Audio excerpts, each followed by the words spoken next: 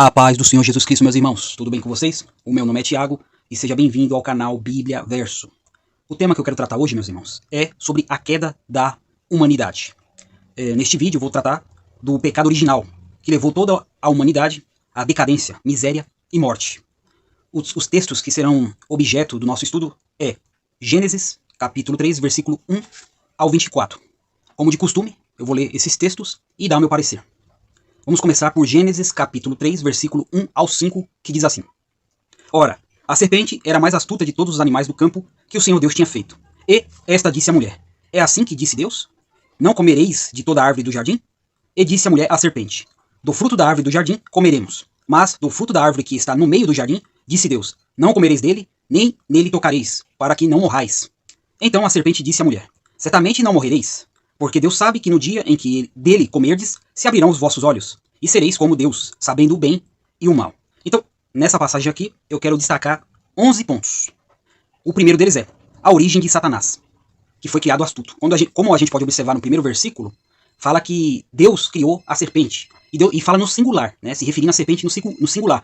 Isto significa que Deus não estava se referindo a todas as serpentes que ele já havia criado, mas estava se referindo a uma serpente específica, que era astuta, que era capaz de falar, que era capaz de manipular, que era capaz de dizer mentira. Essa é a origem do diabo. Ao contrário do que muitos pensam, né, achando que o diabo era uma espécie de anjo que caiu, ou algum tipo de ser celestial que se rebelou, na verdade o texto mostra que ele era aqui da terra. Ele foi criado também aqui na terra. E, interessantemente, essa serpente específica, no singular, tinha todas essas capacidades iguais à do ser humano, como de se comunicar, como de raciocinar, de pensar, coisa que as cobras e as serpentes atuais não são capazes de fazer, né? Por isso mostra que não era qualquer serpente, mas era a serpente, né? Era um ser específico que Deus criou. E esse ser era e é a personificação do mal. Então, a gente observa aqui, nesse primeiro versículo do capítulo 3, que foi o próprio Deus que criou o diabo do jeito que ele é. Astuto, mal. Mas, a gente pode observar também, no segundo ponto, que a responsabilidade de guardar o jardim era de Adão. O Adão deixou que o mal entrasse dentro do jardim. Porque, a princípio, Deus colocou ele lá para guardar também. Não só para lavrar, né, trabalhar, cultivar no jardim, zelar pelo jardim, mas também guardar. E eu tinha dito num vídeo anterior, que eu tratei da origem da humanidade, que o mal estava à espreita, né? Porque Deus colocou Adão para guardar o jardim. Pois bem, e pelo visto, a gente vai perceber mais à frente que Adão falhou nisso, porque essa serpente entrou no jardim, seduziu Eva, enganou Eva, né? Despertou em Eva a cobiça, e também ele, Adão, que já tinha um certo interesse em comer o fruto, só precisava de uma motivação, né? Em vez de ele ter guardado, impedido que o mal entrasse, zelado pelo jardim, zelado pela sua esposa, ele deixou que a serpente entrasse, falasse com Eva, enganasse Eva, e consequentemente também despertasse nele a cobiça pelo fruto que Deus proibiu que eles comessem, né? Adão e Eva comessem. O terceiro ponto, Satanás não se incorporou numa serpente, mas ele é a própria serpente. Então, como eu disse no início, o texto deixa bem claro que essa serpente, no singular, era astuta, foi criada astuta. Deus criou ela astuta, ou seja, com esse comportamento maquiavélico, mal, e tinha um propósito, evidentemente, Deus criar um ser assim. Ele fez tudo bom, mas resolveu criar uma serpente em específico, não todas as serpentes, mas essa serpente em específico com astúcia e com maldade, né? E com malícia, com capacidade de manipular e de despertar nas primeiras pessoas, né? Nos primeiros seres humanos, a cobiça, o desejo pelo proibido, o desejo por aquilo que não deveria se ter. Outro detalhe, que é o quarto ponto, Satanás distorce o mandamento do Senhor. Ele fala para Eva, né, depois que Eva fala que... aliás, ele chega questionando Eva, melhor dizendo, falando, Deus proibiu você de comer todas as árvores do jardim? É verdade que Deus proibiu vocês de comer todas as árvores desse jardim? Ele já chegou colocando digamos assim, atirando no verde para colher o maduro, né, com relação a Eva. Mas a Eva dá uma corrigida nele, uma leve corrigida e até acrescenta, né? Ela fala, não, Deus não proibiu a gente de comer os frutos do jardim, ele só proibiu de comer aquele fruto em específico, do conhecimento do bem e do mal, e até nos proibiu de tocar nele, né? Isso aí foi Eva que acrescentou, porque Deus só falou que eles não podiam comer, não disse que não poderia tocar. Mas enfim, no caso de Satanás, ele distorce a palavra de Deus. No caso de Eva, ela acrescentou a mais daquilo que Deus tinha falado no seu mandamento. Que seria o quinto ponto, né? A mulher acrescenta o mandamento do Senhor. O Senhor só falou para eles não comerem, né? Porque se eles comessem, eles iam morrer, era a pena de morte, por desobediência. Mas ela acrescentou, nem tocar se deve tocar. O sexto ponto também, que eu quero destacar aqui, é a pena de morte que decorreu dessa desobediência. Lógico que essa morte não aconteceu de imediato. Assim que Adão e Eva consumiram o fruto, eles morreram na hora. Mas só que já começou a morrer, né? A morte foi um processo. Primeiro foi a morte espiritual. Essa morte espiritual consiste na separação entre Deus e o homem. O pecado faz separação entre Deus e o homem. E depois a morte física, porque Adão foi morrer com mais de 900 anos de idade, mas morreu. Então a morte física também era a consequência dessa morte. Como diz Paulo, o salário do pecado é a morte. Eu vou deixar a referência aí na caixa de diálogo, né? O sétimo ponto, que eu destaco aqui também, essa ânsia que Adão e Eva queriam de ser Deus. Depois que o diabo falou que eles seriam como Deus se eles comessem do fruto, aí melhor dizendo, eles se interessaram mais ainda pelo fruto, né? Eles se interessaram mais ainda pelo fruto. pelo fruto da que Deus havia proibido. Então, já começou a despertar no homem e na mulher o desejo de desobedecer a Deus porque tinha o interesse de ser igual a Deus, ser o seu próprio Deus. Esse era o interesse deles. Isso pareceu atrativo aos olhos deles, né? De Adão e Eva, no caso. Outra coisa, outro ponto, o próprio Deus define o que é bem e o que é mal. Deus define o padrão de bem e de mal, né? Essa árvore do conhecimento nos mostra isso. A definição estava lá. Só que não era para Adão e Eva se apoderar dessa definição. Eles tinham que aprender isso de Deus, mas eles preferiram aprender por conta própria ao consumir o fruto, né? E isso, evidentemente, causou problemas que eu vou mostrar mais adiante. Mas prosseguindo aqui, como eu disse, o ponto 9, o salário do pecado é a morte. E morte espiritual, morte física e também a morte eterna, que decorre dessa desobediência, né? Porque a morte espiritual seria a separação temporária, digamos assim, de Deus com o homem, da comunhão, a quebra da comunhão de Deus com o homem. O pecado faz separação entre Deus e o homem, né? E, se não me engano, o profeta Isaías fala isso. Também vou deixar a referência na caixa de diálogo aí. E também a morte física, né? Que com todas as suas enfermidades, doenças, desgraças, todas as coisas que são agentes que levam o homem à morte física, começou a ser ativada no mundo por causa do pecado. E também a morte eterna. Essa é a morte definitiva, ou seja, a separação eterna entre Deus e o homem, né? No dia do juízo final, pessoas vão ser lançadas no inferno. E esse inferno representa justamente a separação definitiva entre Deus e o homem. Essa separação não é a ausência da presença de Deus no lugar de tormento lá no inferno. É justamente Deus, através do seu juízo, castigando essas pessoas no inferno. Então o relacionamento não vai ser de comunhão, e sim de castigo. Essa é a morte eterna, sem fim, né? Castigo eterno dia e noite, como nos informa o livro de Apocalipse. Também vou deixar a referência na caixa de diálogo. Então, a partir daqui, depois que Adão e Eva desobedeceram a Deus e comeram o fruto que Deus havia proibido, nasce o chamado pecado original, como é usado pelos reformadores, né? Eles usam esse termo, né? Pecado original, para descrever o pecado de Adão e Eva, que deu origem a todos os pecados que tem na humanidade, né? Esse é o 10º ponto, né? O pecado original. E o 11º ponto somos pecadores por ser descendente de Adão e porque também nós pecamos, ou seja, diante de Deus agora, como Adão nos representava lá no Éden, junto com Eva, como se Adão e Eva fossem nosso cabeça federal, né? Ele nos representava toda a humanidade. E assim que Adão caiu, toda a humanidade caiu junto. Aos olhos de Deus, por Adão e Eva serem representantes da humanidade, a partir da queda deles, também Deus considerou que a humanidade, os descendentes de Adão e Eva, caíram junto. Ou seja, somos culpados pelo pecado de Adão, que nos representava lá no Éden, né? E também somos culpados por nossos próprios pecados, porque a partir daí também recebemos a capacidade de pecar. Então, duas vezes a gente é culpado, pelo pecado de Adão, e também por causa dos nossos próprios pecados, que recebemos essa capacidade. Se tornou normal a natureza humana praticar o pecado. E que é o pecado? A Bíblia define como pecado é a transgressão da lei. Vou deixar a referência também na caixa de diálogo. É a transgressão da lei. É desobedecer à vontade de Deus. É fazer algo que é contrário à vontade de Deus. Seja a vontade revelada nos mandamentos, seja a vontade de Deus revelada de forma específica, que tem um tempo determinado. Seja como for, é a transgressão da lei. Pecado é exatamente isso, a transgressão da lei, a transgressão da vontade de Deus. Agora vamos para o próximo texto, que se encontra em Gênesis capítulo 6 ao 7, aliás, Gênesis capítulo 3, versículo 6 ao 7, que diz assim: E viu a mulher que aquela árvore era boa para se comer, e agradável aos olhos, e árvore desejável para dar entendimento. Tomou do seu fruto e comeu, e deu também a seu marido, e ele comeu com ela. Então foram abertos os olhos de ambos, e conheceram que estavam nus, e cozeram folhas de figueira, e fizeram para si aventais. O primeiro ponto de 5 pontos que eu quero destacar aqui é o seguinte: antes de pecar, né, antes de praticar o pecado, eles já haviam pecado na mente deles. A partir do momento que eles começaram a desejar algo que Deus havia proibido de eles desejar, eles já estavam pecando. Então o pecado ele nasceu na mente, é como disse Tiago, né? O pecado nasce na mente, né? A cobiça, através da cobiça, e gera e dá luz ao pecado, né? A consequência da cobiça geralmente vai ser o pecado. E a cobiça é justamente desejar aquilo que é proibido, desejar aquilo que você não pode ter, porque é errado ter, mas você quer. Isso é praticamente a definição de cobiça, né? E assim, eles acabaram se tornando escravos do mal, o mal que havia naquele fruto, né? Ele havia o bem, mas também havia o mal. Né? E esse mal, essa palavra mal, eu já disse até no vídeo anterior, o vídeo Origem da Humanidade, que essa palavra mal, no original hebraico é ra.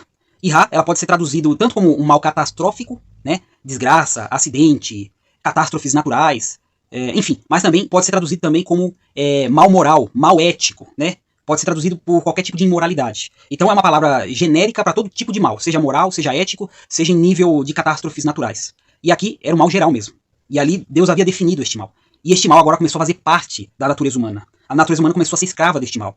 De desejar fazer aquilo que desagrada a Deus. De desejar de se rebelar. Desejar só as coisas más, as coisas ruins, a imoralidade, a falta de ética. Tudo relacionado ao mal que estava no fruto, né, que causou esse efeito. E causou neles também a vergonha, né? Eles achavam que iam ser parecidos com Deus em nível de poder, mas na verdade receberam a vergonha no lugar.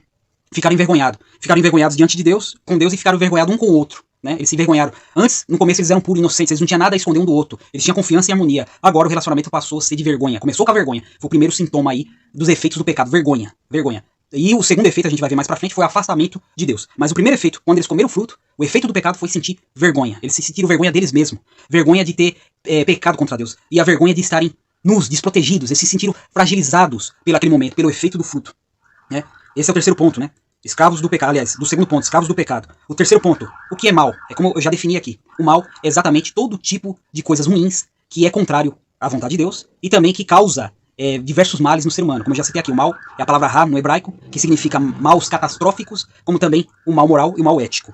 O quarto ponto, o pacto com o diabo é selado. Porque a partir do momento que eles deixaram de ouvir a Deus e ouvir ao diabo, então eles concordaram com o diabo de querer se divinizar, né, se tornar Deus, ser igual a Deus, e na verdade não conseguiram isso. E assim eles dão a oportunidade para o diabo ter direito a este mundo, a desenvolver um sistema pecaminoso. Pegar esse pecado de Adão e Eva e com base nesse pecado, o diabo começou a desenvolver um sistema pecaminoso nesse mundo, onde ele ia estabelecer o seu trono, o seu reino, através do pecado. Ele ia, a partir daquele momento, o diabo ia usar o pecado para poder, de alguma forma, reinar nesse mundo, reinar na vida dos homens. Né? O pecado passou a ser um meio pelo qual o inimigo, o diabo, usava para reinar na vida dos homens, para ter direito a agir na vida do homem, para ter lugar na vida do homem, até mesmo possuir a vida do homem, que no futuro eu vou tratar sobre essa questão de possessão, de opressão, né, relacionadas ao diabo e seus demônios. Mas especificamente foi aqui que o diabo adquiriu o direito de acessar a vida humana e fazer o que bem entendesse, lógico, voltada pro mal.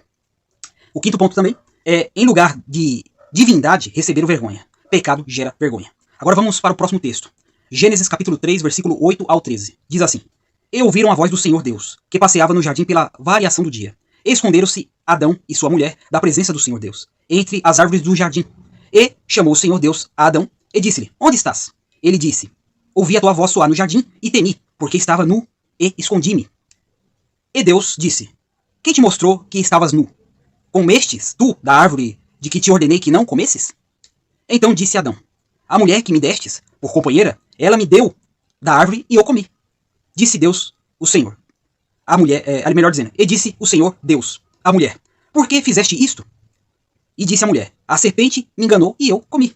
Então, eu quero destacar aqui 8 pontos dessa passagem que eu li. Primeiro, né, o pecado gera medo de Deus. A partir do momento que eles pecaram, primeiro sentiram vergonha. Agora estava com medo de Deus e começou a fugir da presença de Deus. Se afastar da presença de Deus. Que seria o segundo ponto. O primeiro é o medo. E o segundo é o afastamento da presença de Deus. Esses eram os efeitos noéticos do pecado na vida do homem, na mente do homem e no corpo do homem. Começando pela sua mente, né, que começou a ficar perturbada. Vergonha, medo e afastamento da presença de Deus. Não suportava ficar na presença de Deus. Tinha vergonha de estar na presença de Deus. E não queria estar na presença de Deus. Esses são os efeitos do pecado. Por isso que hoje as pessoas que não conhecem a Cristo, elas têm dificuldade quando alguma coisa envolve Deus, algo relacionado a Deus, ou ela ouve algo relacionado a Deus. Ela fica com o pé atrás e não quer seguir uma vida que agrada a Deus. Porque já é da natureza humana pecadora fazer aquilo que desagrada a Deus. E pior ainda, fazer aquilo que prejudica ela mesma no processo. Porque o afastamento de Deus, no final das contas, vai levar à morte e morte espiritual e até mesmo à morte eterna, se permanecer nesse estado de afastamento e não vir a Jesus Cristo como o Senhor e Salvador. Né? O terceiro ponto, onde estás? Né? Deus faz essa pergunta não porque ele não sabe, ele é onisciente, ele sabe de todas as coisas. Mas só que ele faz essa pergunta, onde estás? E esse é o terceiro ponto. E o quarto ponto, desse onde estás, Deus se interessa pela humanidade mesmo depois que ela pecou. Mesmo que a humanidade seja pecadora, Deus não se preocupou primeiro meramente em por que você me desobedeceu, mas primeiro ele já falou, onde você está, Adão? Por que você está se escondendo de mim? Né? E outra, e já é uma coisa interessante no quinto ponto, é que Deus fala primeiro com Adão. Isso mostra que o Adão era responsável, como eu já tinha dito no início. Ele tinha que ter guardado o jardim do Éden, impedido que aquela serpente astuta entrasse lá, enganasse Eva e convencesse ele também a comer o fruto, né? Porque Eva deu fruto para ele comeu silenciosamente e não falou nada, né? Ele sabia que não podia comer, mas comeu.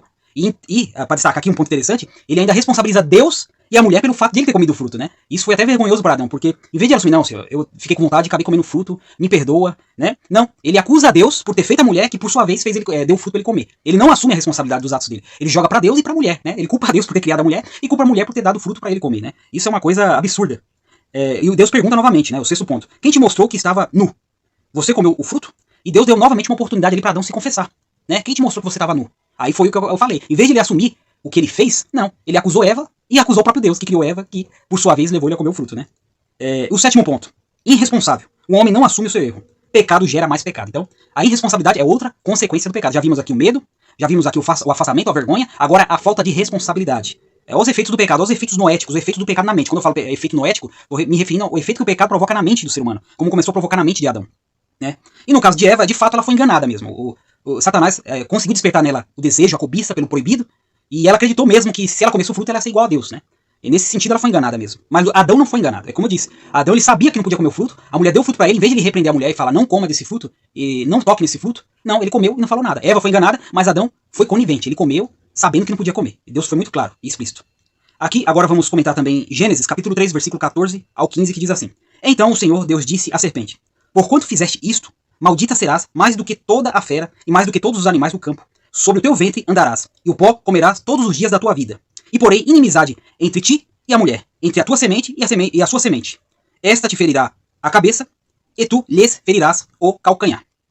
5 pontos que eu quero destacar desse texto que eu acabei de ler é o seguinte: o primeiro, a queda do diabo. Deus condena e amaldiçoa o diabo, e não as cobras de um modo geral. Como eu disse no princípio, Deus, quando fala do diabo, da criação do diabo, ele fala que ele é uma serpente no singular. Deus não criou as serpentes, todas as serpentes astutas, inteligentes, com habilidade de falar, com habilidade de manipular, com inteligência sobre-humana. Não. Ele criou uma serpente específica, que é o próprio diabo. E Deus amaldiçoou essa serpente, não todas as cobras. Deus não amaldiçoou todas as serpentes a comerem pó, a se rastejar, mas Deus criou as serpentes dessa forma já. No caso do diabo, não. A gente vai entender essa sentença de Deus sobre ele, né? O primeiro ponto, como eu já coloquei aqui, a queda do diabo. Deus condena e amaldiçoa o diabo, e não todas as cobras de uma forma geral. É só essa serpente no singular. Segundo ponto, comerá pó, né? Foi uma das maldições que Deus lançou sobre o diabo, como parte da condenação dele. Ou seja, o que significa esse pó? Quando Deus disse que o homem vai voltar pro pó, estava se referindo assim: você vai morrer. Então, o alimento do diabo é a morte e seus agentes. Por isso que no Novo Testamento a gente pode observar que os demônios estão ligados às enfermidades, às doenças e aos problemas mentais, né? Por quê? São agentes da morte, são agentes que levam o homem para a morte. A doença é um dos agentes da morte, é um dos representantes da morte. A enfermidade, a doença mental, enfim, esses agentes são alimentos do diabo, como a morte em si. Então, pro diabo, quanto mais morte, melhor. E ele faz de tudo para promover a morte no mundo. Porque é o alimento dele. Agora ele está voltado para isso, a se arrestejar, a comer desse pó, a comer dessa morte, daquilo que a morte produz, daquilo que a morte representa. É isso que o diabo se alimenta agora. Por isso que esse sistema pecaminoso que o diabo governa sempre leva para a morte. Porque é como se fosse uma máquina, esse sistema do diabo é como se fosse uma máquina para produzir a morte. E quanto mais mortes ele causar, mortes às vezes em genocídios, em massa, para ele melhor. É isso que alimenta a existência do diabo aqui na Terra. É a morte. Terceiro ponto. Diabo, agente o diabo, né, agente, melhor dizendo, perdão aqui. A mulher, o portal da vida que o diabo quer fechar. É isso que eu quero dizer, o terceiro ponto. Como eu disse, ele quer que a morte seja ali o seu alimento. Então ele vai fazer de tudo para fazer com que a morte reine. E a tradução do nome Eva quer dizer vida, né? Está relacionada à vida. Porque é através de Eva que a vida ia ser gerada, né? Juntamente com Adão, Eva como se fosse o portal da vida. Através dela, que ela seria a mãe de todas as nações, de todos os povos que sairiam dela. Então, o diabo faz de tudo para se afrontar às mulheres. A gente vê observa muito em algumas situações que as mulheres são bem mais sensíveis quando se trata de coisas emocionais e até espirituais. E o inimigo, sabendo disso, ele investe pesado e faz com que muitas mulheres sofram opressão, inclusive, né, nos seus casamentos, principalmente a mulher cristã, a mulher que conhece a palavra de Deus. Porque ele sabe que é dela que se origina a vida ali, né? Do ventre dela que sai a vida. Então o inimigo faz de tudo para fechar esse portal. Por isso que nos nossos dias, por exemplo, que vivemos hoje, o diabo investe muito nesse negócio de ideologia de gêneros e no homossexualismo. Porque por meio do homossexualismo, no caso da mulher, não tem como ela gerar, né, com outra mulher. Não tem como ela ter um relacionamento com outra mulher e nascer uma criança. E o homem como também não tem. Então ele investe muito nessa área para que o homem deixe de gerar a vida e contrarie o mandamento do Senhor, que ele disse que era para se multiplicar e encher a terra. Ou seja, encher a terra de vida. E a vida pro diabo não interessa. Então ele vai na fonte da onde sai a vida, que é a mulher, no caso. Né? O quarto ponto. Semente. O pré-cristianismo é a primeira religião do mundo. Né? A gente observa aqui, principalmente no versículo 15 desse capítulo 3, que o texto faz uma profecia, né? Deus faz uma profecia que nasceria um descendente de Eva, né? A semente de Eva, que pisaria na cabeça dessa serpente, que pisaria na cabeça do diabo. Esse é Jesus Cristo. Então a gente vê aqui a primeira religião, não foi o judaísmo, e sim o cristianismo. Ainda que naquele tempo, para quem não tinha o Novo Testamento na época, não ia entender isso, né? Não ia entender essa revelação, ia entender essa revelação pro futuro, quando ela se cumprisse. Para nós hoje, que temos a revelação completa, a gente sabe que o cristianismo foi a primeira religião. Porque aqui já estava falando do sacrifício que Cristo faria, justamente para reverter este mal que Adão e Eva provocaram no início ao desobedecer a Deus. A reverter os efeitos do pecado original. Na natureza humana. Jesus, Deus, no caso, o Deus Filho, a segunda pessoa da Trindade, ia assumir a natureza humana, ia se encarnar, ia nascer como ser humano, e viver como ser humano, e levar todos os pecados da humanidade sobre si, morrer numa cruz como sacrifício para pagar a dívida que essa humanidade adquiriu, que começou lá no Éden, no pecado original. Então a gente observa aqui o pré-cristianismo, né, nessa profecia, né? Aquele que pisaria na cabeça da serpente, o descendente da mulher que pisaria na cabeça da serpente. E como eu disse, né, o quinto ponto, e ferirá, né? A serpente ia ferir o calcanhar. Jesus ia ferir a cabeça da serpente, e a serpente, que é o diabo, ia ferir o calcanhar. O que significa? O que isso significa? Que Jesus ia derrotar o diabo através do seu sacrifício. Ele ia pagar com a vida dele, mas essa morte ia ser necessária. Por quê? Porque os pecados da humanidade iam ser punidos em Jesus Cristo. E, consequentemente, através do seu sacrifício, Jesus ia fazer a humanidade, lógico. Eu falo da humanidade, eu falo daqueles que creem em Jesus. Serem absolvidos dos seus pecados e voltarem a ter comunhão com Deus. Essa comunhão que havia sido perdida lá no paraíso, né, lá no Éden, né, por causa do mau comportamento, da má escolha de Adão e Eva, né, por não ter escolhido obedecer a Deus, e sim dar ouvido ao diabo e pecar contra Deus. O verso 16 diz assim: E a mulher disse, Deus fala na mulher, né? Multiplicarei grandemente a tua dor e a tua conceição. Com dor darás luz a filhos, e o teu desejo será para o teu marido, e ele te dominará. Então, 3 pontos que eu tiro desse texto é o seguinte. O primeiro, dores aumentada na concepção. Não que não haveria dor, a mulher ia dar luz às crianças, a filhos, ia sentir dor, mas não ia ser uma dor tão extrema como as mulheres hoje em dia sentem. Então ela ia ter mais dificuldade para poder gerar. A vida ia chegar a esse mundo com muito custo, com muita dor, né? Ia ser muito difícil, ia ser doloroso. Não seria tanto se não tivesse ocorrido a desobediência da mulher, a desobediência do homem. O segundo ponto, feminismo. Tentativa de inverter os papéis, né? Ainda mais nos dias de hoje, a gente observa que tá muito forte esse movimento feminista, né? Que é um movimento mais distorcido.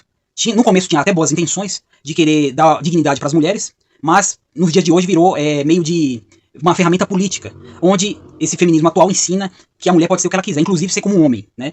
E pervertendo o papel original que Deus estabeleceu para a mulher. E não só ser como homem, mas tomar o lugar do homem e até excluir a masculinidade, o homem, da equação. Isso que o feminismo atual prega, né? Que a masculinidade é tóxica e ela tem que ser banida. E o feminismo prega que os homens têm que ser mais efeminados, mais sensíveis. Não pode haver masculinidade. E tem homens, inclusive homens feministas, com essa mentalidade. E aqui a gente observa no texto, né, que a mulher ia tentar, né, ia ser da natureza das mulheres tentar tomar, digamos, o papel do homem, que Deus deu para o homem. Só que elas não conseguiriam. Pelo contrário, ia haver conflito, né? Elas tentariam, mas não conseguiria, porque o homem também, que já estava prejudicado pelo pecado, ia começar a oprimir também as mulheres. Ou seja, ia ter excesso de machismo e excesso de feminismo. Ia virar um grande conflito, como a gente vê nos dias de hoje. Né? E isso também afetou os casamentos, que seria o terceiro ponto. Dominará. O homem ia ser mais opressor no seu casamento. Ele não ia tratar a mulher com respeito, né? Ele ia ser mais agressivo, mais opressor. É os efeitos do pecado, né? Como consequência, a condenação também que Deus estava dando ali. Que a mulher ia tentar dominar, só que não ia conseguir, ela que ia ser dominada. Só que ela nunca ia aceitar esse domínio. E haveria conflito no casamento. O casamento, a ideia do casamento, que era parceria, igualdade, se tornou conflituosa, né? Agora vamos analisar Gênesis capítulo 3, versículo 17 a 21. E Adão disse: porquanto deste ouvido à voz da tua mulher, e comeste da árvore que te ordenei, dizendo: não comerás dela, maldita é a terra por causa de ti. Com dor comerás dela todos os dias da tua vida. Espinhos e cardos também te produzirá. E comerás a erva do campo. No suor do teu rosto comerás o teu pão, até que te tornes a terra, porque dela foste tomado. Porquanto és pó, e em pó te tornarás. E chamou Adão o nome da sua mulher Eva, porquanto era a mãe de todos os viventes. E fez o Senhor Deus a Adão e a sua mulher túnicas de pele e os vestiu. Então, 7 pontos que eu quero destacar desse texto. O primeiro é: não guardou o jardim. Isso é um resumo de tudo que eu já havia dito. Não guardou o jardim. Adão tinha a responsabilidade de guardar o jardim, proteger sua mulher, e ele não fez isso. Segundo ponto: Adão deu ouvido à mulher porque tinha o desejo também de comer o fruto. Ele só atendeu a Eva porque ele também já estava de olho no fruto. Ele sabia que não podia comer, mas ele comeu. Terceiro ponto: o trabalho que era bom agora se torna um fardo. E olha só, meus irmãos, Deus já tinha colocado Adão para trabalhar no jardim. Então o trabalho não é uma consequência do pecado.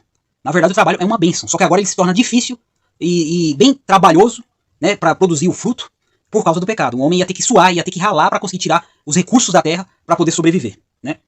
4. A criação que era submissa agora se rebela contra o homem. Aqui o texto diz, né, que ia produzir ervas espinhosas e cardos. Isso é uma rebelião da criação e da natureza. E a gente vê realmente que a natureza, às vezes, através dos seus cataclismas, tempestades, terremotos, vulcões em erupção, enfim, diversas coisas que acontecem, é a oposição da criação contra o homem. O pecado provocou essa oposição da natureza. A natureza que ia respeitar, que ia se submeter, como Deus tinha ordenado que toda a natureza se submetesse a Adão e Eva, agora ia passar a se rebelar, né? O homem ia ter dificuldade de lidar com os elementos da criação, com os elementos da natureza, com os seres vivos de uma forma geral.